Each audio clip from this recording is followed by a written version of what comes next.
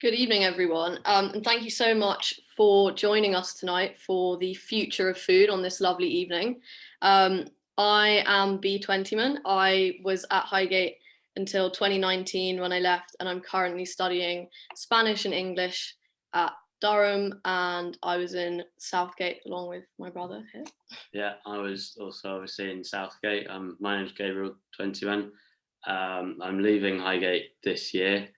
And I'm hopefully going on to study geography at Cambridge next year. So the audience can't see each other, but I believe we are joined by a wide range of people. We've got some OCs, some of the Highgate pupil bodies, some people from our partner schools, and some people just simply because they are interested in developments in food, science and health. And who better to listen to than our guest speakers? We have Sasha Fox, Max Jamilly and Nick Hooton. We're absolutely delighted to have all of you here tonight. Thank you so much for joining us. And so we'll be hearing from Sasha, Max and Nick about their careers, followed by some questions from us, and then we're going to open it up to the audience for a Q&A. So please make use of the Q&A box, which is at the bottom panel of your screen. Send questions throughout and we'll answer as many as we can. So to start off with, can we please from the three of you have a little introduction, a bit about yourselves and how you got into this industry? Sasha, would you like to go first? I'm happy to go first. Hi everyone, I'm Sasha. I was in Eastgate and I left Highgate in 2008. And I'm currently working in sustainability at an agency called Futerra. And I'm based in the London office. Today I'm at home, but we also have a New York office, a Stockholm office, and a small office in Mexico City. Futerra calls itself a change agency, and we do this because we're in the business of creating positive change for businesses. And the way we do that is what we call magic and logic. So the agency is made up of people on the logic side. So that is really technical sustainability experts who understand strategy and targets and goals and roadmaps of how to get businesses there. And then on the other side, the magic side, we have the creative agency. So that is copywriters, designers, and creative directors whose job it is to really bring sustainability to life and make it really interesting and engaging. And the reason we do this is because if you just have the logic without the magic, then you end up with sustainability living in a CSR report on a shelf and no one ever reading it. And if you do the magic side by itself, then without all the technical expertise, you pretty much end up greenwashing. So we put the two together under the same roof, and we do work across industries too. So food is a really big one for us, but we also work in fashion, tech, entertainment, a whole host of different industries, and that gives us a really good bird's eye view of sustainability across industries, and one really affects the other. So another thing about Futerra is that we've just launched Futerra Makes, which is an entrepreneurial arm of the business, where we actually Futerra partners with big businesses to create new products and bring new products to market that are sustainable, which is a really exciting new development for us. And we actually just launched our first product in April, which is an insect-based cat food called Lovebug. And it's a world first to have a 100% insect-based cat food. And cats are obligate carnivores, so they have to eat animal protein. So it's a really interesting new innovation. And Futerra's mission is to make sustainable lifestyles so desirable they become normal. And we've been around for 20 years now. So in that time, you can imagine how things have changed. And the co-founders really had some innovative foresight to create that business 20 years ago when you look at how much has changed. So that's enough about me. Thank you. That's really interesting. Max, would you like to go next? Thanks, B. Thanks, Sasha. Really great to be here with everyone this evening. I started at Highgate back in 1995. I was there all the way until 2010. I'm in the same year as Nick in Westgate. Left Highgate to go and do biological natural sciences at Cambridge. Actually, for a while at the same college as Miss Moore, who I think is on the call now, one of the Highgate teachers. Then did a master's in Cambridge in kind of biotech and business. Went over to Cambridge, US to work for a while, and then came back to Oxford to do my PhD. In my PhD, I was kind of working on how to grow cells at really large scale and understand what makes them grow, and realized that these technical skills were kind of in line with this passion I had for solving problems in food security and maybe just for food in general.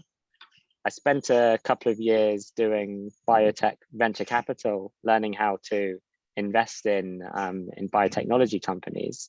And then I left Oxford and worked at a company based in Berlin that makes dairy proteins in yeast to make the next generation of milk and cheese. And then just over a year ago, founded Hoxton Farms. I founded Hoxton Farms with Ed Steele, who was in the same year at Highgate as me and Nick. And what we do at Hoxton Farms is we make real animal fat, just without the animals. As we know right now, the meat industry, which is huge, is killing us and it's killing the planet. Demand for plant-based meat is soaring, but plant-based meat really still isn't good enough. And that's because it's missing this one crucial ingredient, which is fat. Fat is the most important sensory component of all the meat that we eat, whether it's kind of jamon iberico or Kobe Wagyu beef or just an ordinary burger. Fat defines the way that meat kind of browns and sizzles when you cook it. It defines the way it smells, the way it tastes and its texture. So we have this intense focus on making fat. Briefly, the way that we do it is we take stem cells from animals like cows and pigs, grow them up in a big tank, and then turn them into fat cells. And we sell that fat as an ingredient to meat alternatives companies, and they use it to make hybrid meat that looks and cooks and tastes just as good as the real thing. So that's what we do. Wonderful, thank you. And finally, Nick. Hi all, thanks for this evening. Yeah, so I left Highgate in 2010 from Fargate, and I'm currently sort of co-founder and CEO at Jelly Drops. We make hydrating treats for people with dementia. A little story about, I guess, how I ended up there. I initially studied general engineering at Oxford, but always harboured dreams of going to art school, doing something a little bit more creative. And I found a great course after graduating called Innovation Design Engineering, which was run partly by the Royal College of Art and partly by Imperial College London. And that was a really great course. It was half students with technical backgrounds and half students with more creative backgrounds. So there were people ranging from jewelry designers to aerospace engineers, and basically, got in a room for a couple of years and worked in small groups and had the sort of freedom to try and tackle any problems that we fancied, really. So I guess where I started on food was my friend on the course and now co-founder, Lewis. His grandma had dementia, and while on the course, she became totally unresponsive and was rushed to hospital, and his family were told that it was the end of the line. But it turns out she was just severely dehydrated and was back to her normal happy self after 24 hours on IV fluid. So that's what caused us to start looking into the issue. And it turns out dehydration is actually a leading cause of death for people with dementia. The side effect of the disease is often that you lose your thirst mechanism, so you no longer feel thirst. You might not recognise cups or have the dexterity to use them. So all that can lead to a lot of confusion around drinking, like putting food in your drink or pouring it away. But we noticed that when you're around a care home with finger food, especially a box of sweets or chocolates, people light up and take a handful and start speaking full sentences. Part of an odd side effect of dementia is you often develop quite even sweeter tooth. So that was the inspiration for us designing a solid form of hydration presented in the format of a sweet to help people with dementia to hydrate more often independently. So that's what Jelly Drops are. They're 95% water sweets with added electrolytes, sugar-free and all that jazz. So I guess they're really designed to be a fun and dignified way for people with dementia to hydrate independently. So we founded the company about 2.5 years ago, and after 18 months of product development, launched last year and reached about 15,000 people in the last year or so. And awarded Innovation of the Year at the National Care Dementia Awards, which is great, and supported by the Alzheimer's Society. So yeah, we have a lot of people reach out with different use cases, whether it's different disabilities, learning disabilities, people going through chemotherapy, or parents that can't get their kids to drink. So there's also other applications for the product. We're excited to try and get it to as many people as we can. So yeah, I guess circling back to food, I guess I've sort of come at it from a healthcare design angle. I'm not sure I know so much about the future food beyond jelly, but hopefully that was a little bit interesting. You saw, look forward to answering your questions. Yeah, that's great. Thank you so much, guys. So going to you, Sasha, first. Do you think there was anything at Highgate during your time there that helped kind of shape your interest in sustainability? If so, what was that? I have to be very honest and say I don't think Highgate did shape my interest in sustainability. It did give me a good work ethic, so that's a good thing. That's helped me on the journey. But for me, I ended up finding sustainability a little bit later in my career. So I've been working now for about 8 years, and 4 of those years I've been working in sustainability. So I didn't come to it straight away. So if you're kind of at your early stage in your career and you're thinking, oh, this isn't really what I care about, don't worry, because it's just a process of getting there. So I actually started out working in PR and communications, and I quite quickly realized that I was only really enjoying my work when I cared about the companies I was working for and when they really aligned with my values. So that's what I started looking for, and I moved into a CSR role, a corporate social responsibility, at Sainsbury's. And I spent a bit of time there, but it still wasn't really hitting the spot, and I really didn't feel like I was making enough impact in my role in a big organization. So from there, I just quit my job, and I took a course with a really, really cool organization called Forum for the Future, and they are a systems change NGO. So I did their course called the School of Systems Change, and that completely changed my worldview and made me see that we really needed to tackle the world's issues. We really needed to look at the root causes of those rather than at the symptoms all the time. So that then led me to Futerra, where I am now, and my role as account director there. And in my role at Futerra, I'm basically managing the projects day to day and managing the client relationships and pushing clients to be more and more ambitious in their sustainability goals. So I found something that is creating positive social and environmental change, and it's great working with people who feel the same. Yeah, that's great, and it's really interesting to see it doesn't necessarily, these things come later in life, sometimes after school. And so Max and Nick, you guys said you were in the same year. Do you think, and you've worked together since, from what I gather, do you think there was kind of a common interest that you had at school that kind of led you down this path?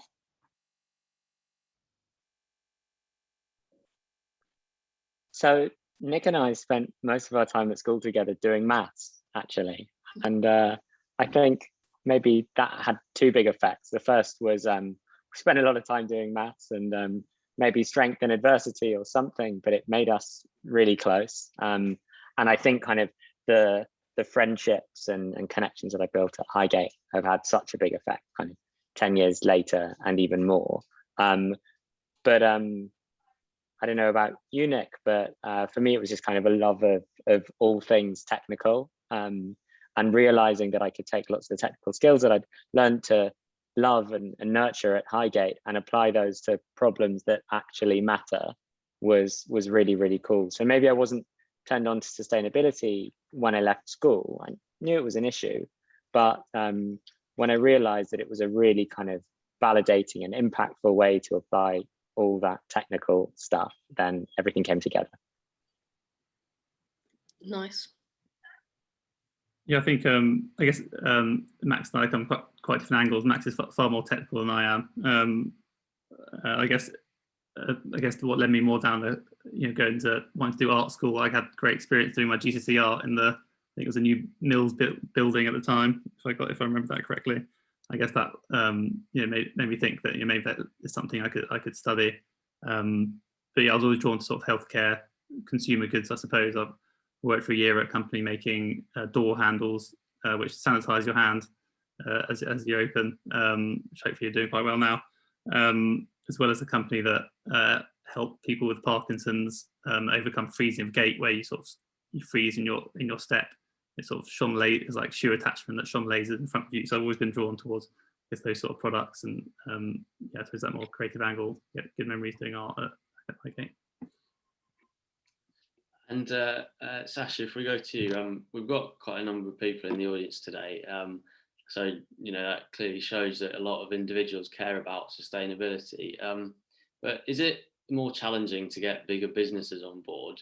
And has something changed recently that has encouraged companies to focus on sustainability more over profit, do you think? Yeah, thanks. Yeah, I think we've seen from the past year, especially, that the world is changing really, really fast. And what I think a key thing that's changed in the last couple of years is a much more heightened awareness of the interconnected nature of people and nature. Whereas before we were really looking at the environment as something external to us.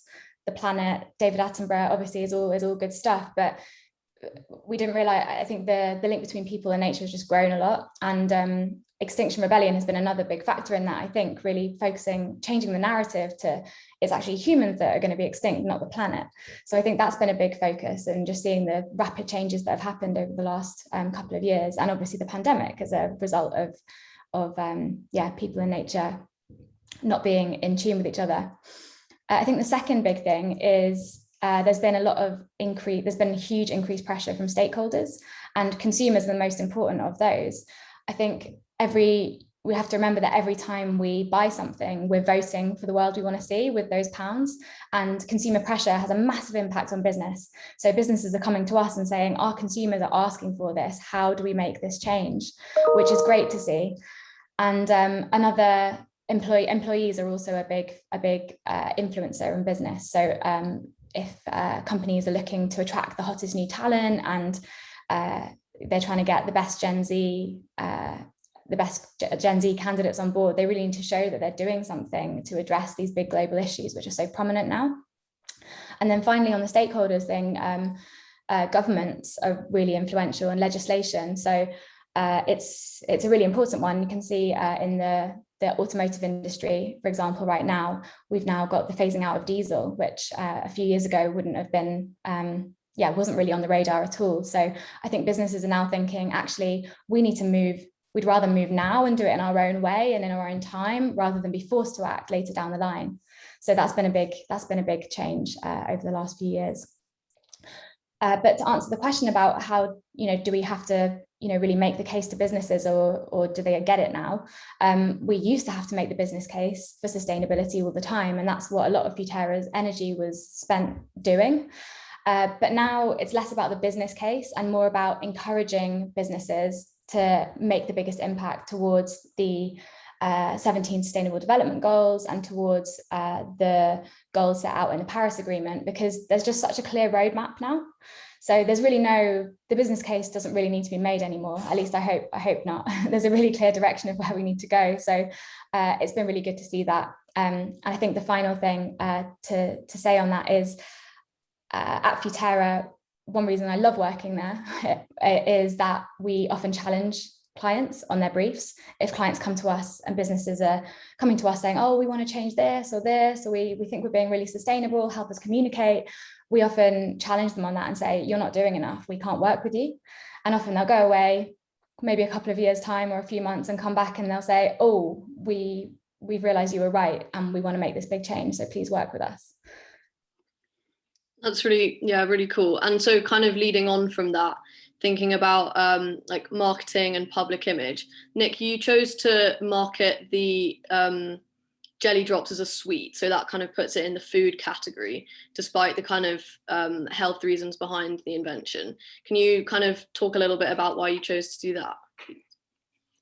Yeah, sure. I guess legally there's a few different categories we could have looked to classify ourselves in, from general food to dietary supplement or food for special medical purposes, and then I guess even more medical device related things towards our other end of the spectrum. I think some of the things you balance across those different classifications are how easy it is to access, and whether anyone can buy it, or whether it needs to be bought for a pharmacy or administered for a healthcare professional. but also it affects what you can say about the product in terms of your claims and what you say the impact of the product is.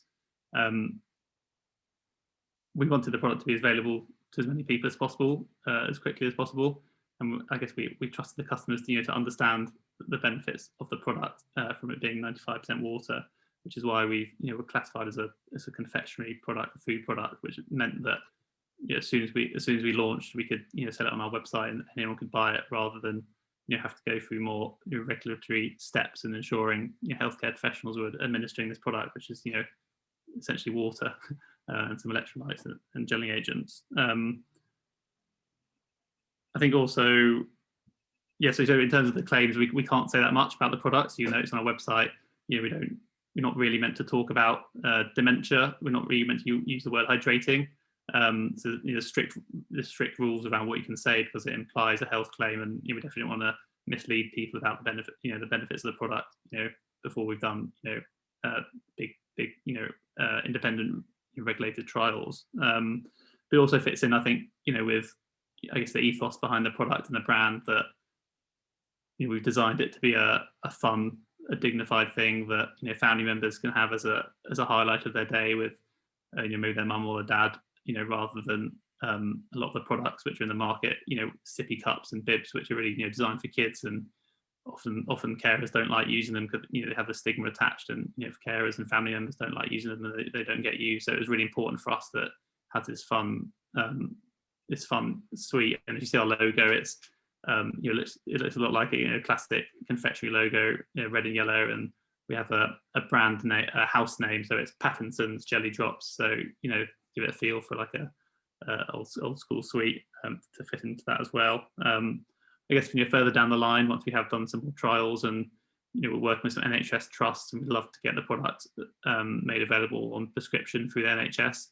There might be that through that route, and there might be more opportunities to sort of a different classification to make that possible. And I think part of the product as well is that it helps people engage. People engage with this format well, so it could be used as a delivery system for all sorts of other other ingredients in the drop. So when we get progress and get to that stage of the journey, that might be where we look to diversify the brand a little bit, or the product offering. Yeah, that's really interesting. I'd never really considered that you might need to sort of change how you market something so much based on what it's actually categorized as. But to Max, the concept of food poverty and social justice has been brought to the fore by many things lately over the past few years, particularly, such as Marcus Rashford's campaign for free school meals, as well as the increased use of food banks throughout the pandemic. Was food security at all on your mind when you started developing Hoxton Farms? Yeah, great question. Food security was kind of top of mind for a couple of reasons. We started the company during the pandemic, which is definitely a time when the fragility of our global food supply was kind of thrown into relief more than ever before, because lots of meat supply chains in particular shut down. The pandemic was kind of likely to be caused by a disease, an animal-borne disease associated with animal agriculture. Lots of people realize that on that kind of very global scale, the places that our food comes from, which we don't tend to think much about, we don't have to think much about, all of a sudden became very much under threat. But then on a much more personal level, thinking about free school meals and the cost of food, that even during the pandemic was a really, really relevant issue, because people had less money to spend on food.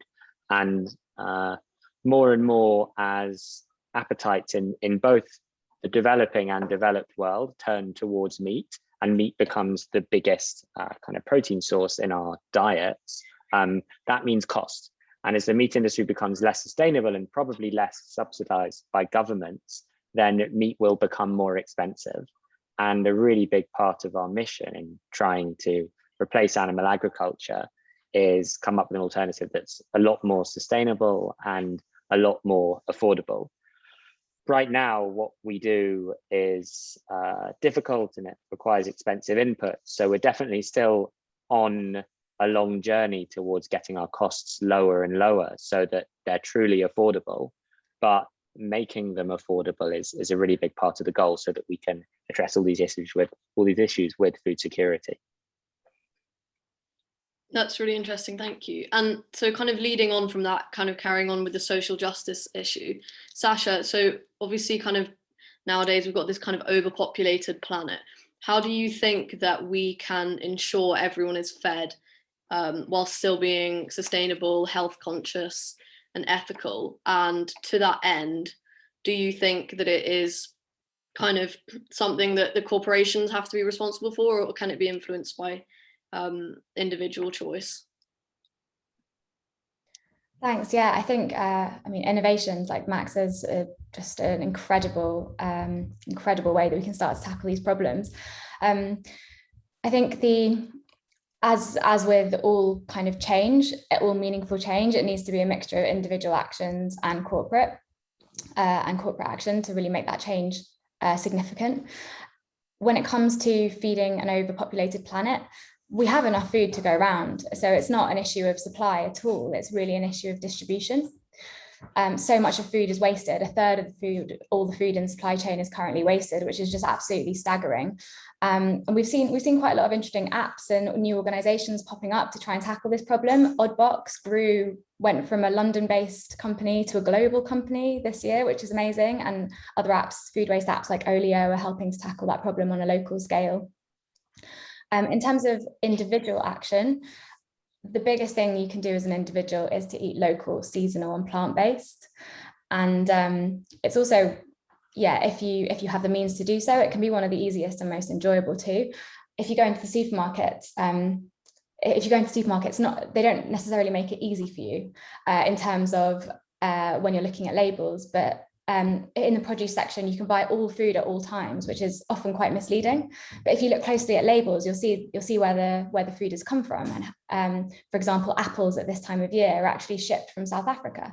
So you're better off eating strawberries, which are grown in Kent around the corner, and that's your more sustainable choice. So it's just being aware of what's in season at what time of year. And on the topic of plant-based food, back to plant-based food and animal agriculture, eating more plant-based food is a great way to make a positive impact and reduce your carbon footprint. With 75% of the world's agricultural land being used for livestock production, it's a really easy way to make an impact.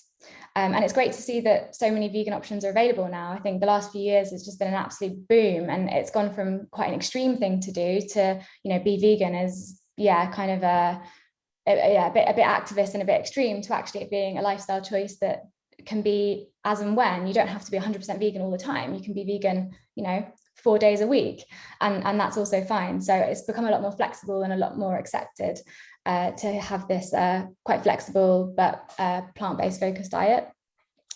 It's probably worth noting as well, though, that what eating sustainably and ethically and healthily depends very much on where you are in the globe. So I'm talking very much from a UK Western developed world perspective. But if you're from an over-consuming country like the UK, and you can have the means to eat locally, seasonably and plant-based, then that's great, and you should give it a go. Corporate action is extremely important, of course. The whole food system is pretty much controlled by about 10 different companies, which is pretty crazy. So when you think about trying to get big corporate businesses to take action, even tiny actions they take can make a massive difference. So at Futerra, we're currently working with Grupo Bimbo, who you might have never heard of, but they're actually the world's biggest baker. When you think about the actual volume of baked goods they produce, they're a Mexican-based conglomerate. You might know the New York Bagel Company, which is one of theirs. You might see that in Sainsbury's. And we're currently working with them to make their farming more regenerative. So that's going to be their goal. So getting a company like that to make a small shift towards a more regenerative way of farming, so actually improving the quality of the soil and biodiversity rather than depleting it with every harvest, is a real big step in the right direction. Thanks. That's very interesting. So Nick, as the CEO of a new and fast-growing business, is it important to you that products are sustainable, and has that presented any challenges? Yeah, I guess for our product, yeah, we've done everything we can. Of course, it's important. I think so far, we've taken all sort of the low-hanging fruit we can. Where there are decisions, whether it's recyclable or not. All our packaging is recycled and recyclable, apart from the film, which I think is a bit harder to get at the moment. But to be honest, our products have quite a lot of packaging. Need to be, plastic for the high water content product. They're presented in a chocolate box-like tray, and it needs to we have a sort of a white background against the drop, so the contrast is really high, for the people with dementia. So our products are quite high in packaging. And I think, once we get established, it's definitely something we'll look into, more innovative solutions down the road to do that. But at the moment, it's challenging. We looked at refillable solutions to reduce that as well. But then there's the element of infection control when you go into hospitals and care homes. So there's quite a few challenges there. Richard, cool. I think you have a lot of experience in packaging. I don't know if you have anything to add there.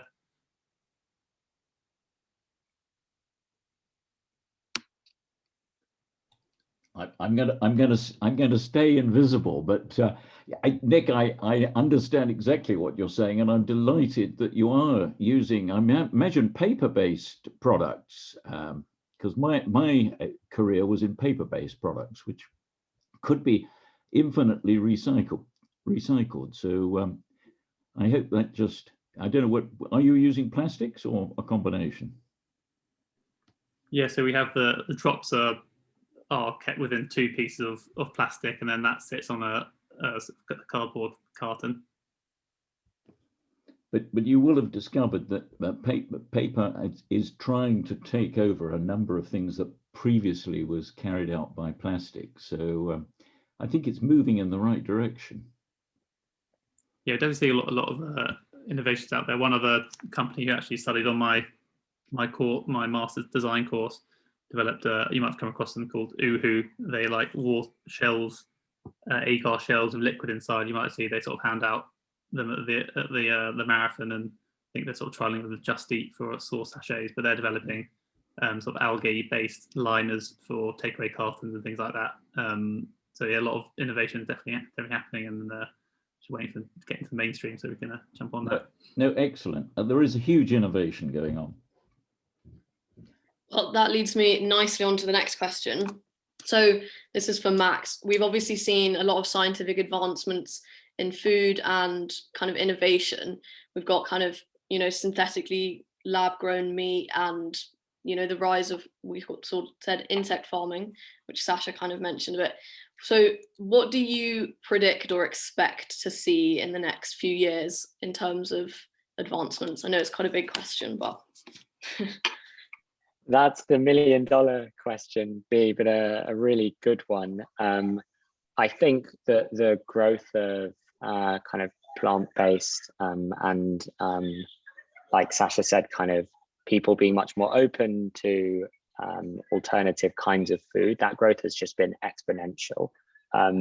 In terms of kind of products bought or money invested or time that companies spend on developing new kinds of protein, new kinds of food. This is no longer a niche activity. It's by far the biggest area of growth and across the whole landscape of food. From a more kind of industry specific perspective, in cellular agriculture, what we do, the first cultivated meat product was approved just at the end of last year in Singapore. It's a cultivated chicken product. And I think that's just the tip of the iceberg. Before, the kind of rate limiting step was innovation and technology. Don't get me wrong, there's still an enormous amount of R&D to do. And companies like us, which are doing something a bit more complicated, do have a lot of work still left over. But now the tech is, the kind of generation 1 of the tech is ready, and we're just waiting for the regulators to say yes. And once they've said yes, the customers are already there. I think we can kind of expect a positive feedback loop of things happening more and more quickly. Products will get better, demand will increase, We won't even need kind of freak events like the pandemic to push 500% increases in plant-based meat. This will just happen automatically. And Sasha was right, kind of being vegan or eating sustainably used to be a bit niche, a bit activist, a bit weird. Now it's fashionable, but soon it'll just be normal. It'll be what we do. And I think in a generation, it'll be really strange to look back and think that we used to eat big chunks of steak 5 times a week. Yeah, thank you. And thank you all for your answers so far. I've learned a huge amount already. But I think we're going to go over to some questions from the audience. Our first one is for Nick and Max, either or both, about the experimental process of food products, and how long did the development of these products take? If Nick, do you want to go first? Sure. Yeah. So I guess to prove the concept, we went to Tesco's and bought some Hartley's jelly powder packs, to test the engagement aspect, and then once we'd proved that out, it was about an 18-month process going from concept to having a market ready product. So yeah, we actually rented out a dark kitchen, so these sort of kitchens which a lot of Deliveroo and companies like that are working to work out the production process. And we've worked with some ex-Cadbury's research and development head to help us develop the right texture and flavour, and also getting a ambient product, so the product doesn't need to be refrigerated, and to give it a reasonable shelf life. So a 3-month shelf life on the product was surprisingly hard. So that's what we were doing for 18 months. And then we eventually it took, in terms of the next step to get into production, we were looking for sort of contract manufacturers for a while, but it's very hard when you're a startup and initially low quantities, and especially when you're making a product that has quite a novel production process. So we ended up building our own factory in East London, in Hackney, and that's where we're producing the product currently.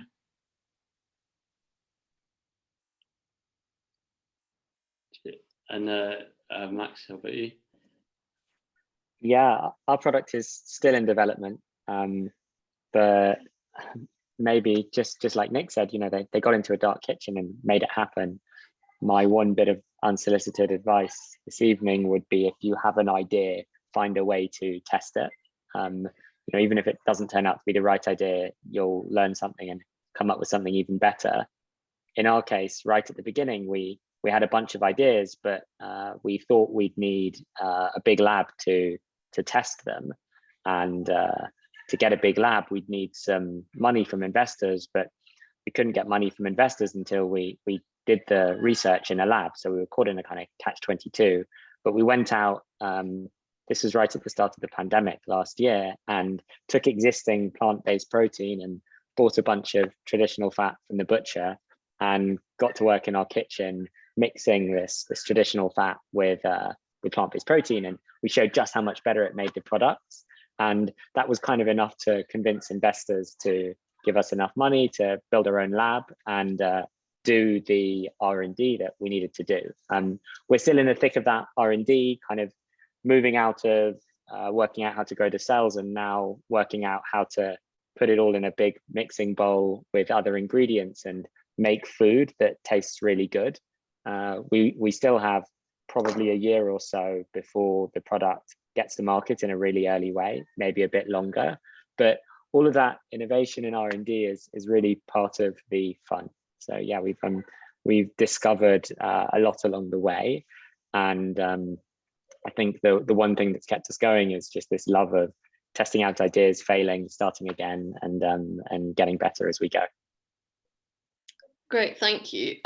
So a question for Sasha says, do you work with restaurants or smaller businesses at all, or is it mostly supermarkets? And on the food side of your work, do you think it's harder if a company is smaller, or are they naturally likely to be more sustainable? That's a really good question. We don't usually we haven't worked with restaurants before. We have worked with supermarkets.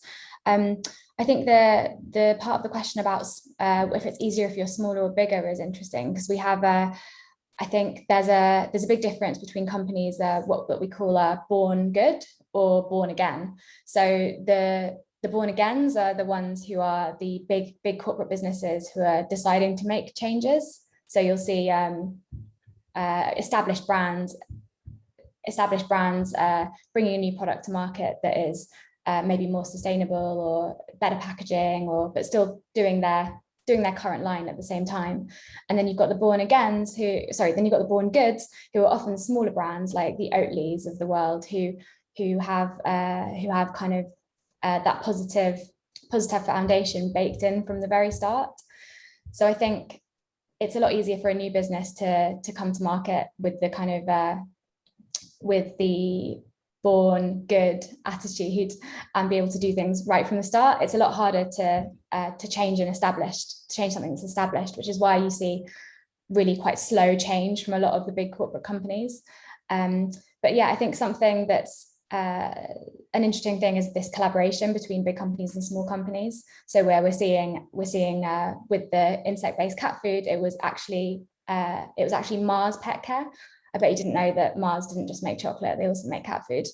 But it was with them that we partnered to create this new product. So we as Futerra were the kind of startup, innovative, entrepreneurial arm, and then we partnered with them for all their big labs and their production facilities and all those things that Nick and Max were talking about, finding it really hard to actually build from scratch or find for their products. So yeah, I think a mixture of big and small is great, actually.